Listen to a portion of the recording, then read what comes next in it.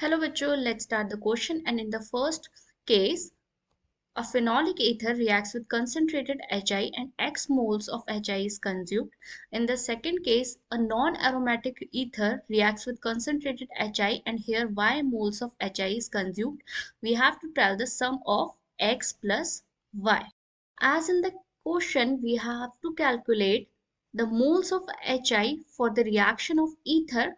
So our main step is reaction of ether. So the key concept of this question would be reaction of ether.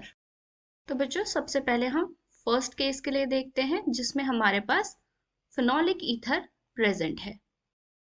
हम इसमें डालेंगे HI जो कि acidic nature रखता है और फर्स्ट स्टेप में ये क्या करेगा, ऑक्सीजन के साथ H प्लस आकर जुड़ जाएगा, यानी कि प्रोटोनेशन होगा ईथर का। तो जब प्रोटोनेशन होगा ईथर का तो हमारा प्रोडक्ट में ऑक्सीजन पे आ जाएगा पॉजिटिव चार्ज और HI का H प्लस ऑक्सीजन से अटैच हो जाएगा। ऑक्सीजन पे पॉजिटिव चार्ज अनस्टेबल होता है, इसलिए I negative as a nucleophile attack करेगा इस पे और ये शो करेगा अटैक लेस हिंडर्ड साइड से जो कि CH3 है। इसके बाद फॉर्मेशन होगा हमारा दो प्रोडक्ट्स का, जिसमें एक हमें ऑब्टेन होगा फिनॉल और एक हमें ऑब्टेन होगा CH3I। ये रिएक्शन फर्दर प्रोसीड आगे नहीं करेगी क्योंकि हमारा फिनॉल आइडोबेंजीन से कंपैरेटिवली ज्यादा स्टेबल होता है। ये थी हमारी पहली रिएक्शन।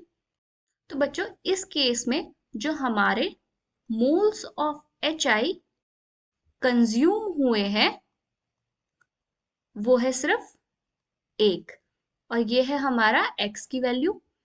अब हम देखते हैं सेकेंड रिएक्शन के लिए।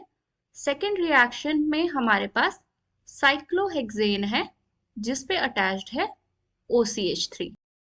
सिमिलर केस फॉलो कर हमारा पहला स्टेप होगा प्रोटोनेशन का और इसमें ऑक्सीजन पे पॉजिटिव चार्ज आता है, हाइड्रोजन अटैच हो जाता है ऑक्सीजन के साथ और फिर हमारा I negative nucleophilic attack show करता है। न्यूक्लियोफिलिक अटैक दिखाए गए लेस हिंडर्ड साइड से पहले। तो हमारा पहले फॉर्मेशन होगा एक अल्कोहल का और साथ में हमारे पास एलिमिनेट होगा CH3I। ये फर्दर टेंडेंसी रखेगा आगे रिएक्शन में जाने की। तो हमारा एक और मोल HI का कंज्यूम होगा और हमें ऑब्टेन होगा साइक्लोहेक्सेन पे आयोडीन जिसने न्यूक्लियोफिलिक अटैक शो करा था और बाय प्रोडक्ट हमारा वाटर रिमूव हो जाएगा। तो इस केस में बच्चों जो हमारे HI कंज्यूम हुए हैं वो हम काउंट कर सकते हैं कि 2 मोल कंज्यूम हुए हैं और ये है हमारी value of Y। So moving back on to our question, हमें बताना था कि X प्लस Y कितना है। तो बच्चों X plus Y is equal to X हमारा 1 मोल कंज्यूम हुआ था और Y हमारे 2 मोल्स कंज्यूम हुए थे। तो हमारा जो टोटल मोल्स कंज्यूम है HI के वो है 3। तो हमारा जो करेक्ट आंसर है वो है answer 3, that is option B। So I hope बच्चों आपको क्वेश्चन समझ में आया होगा। Thank you and good luck.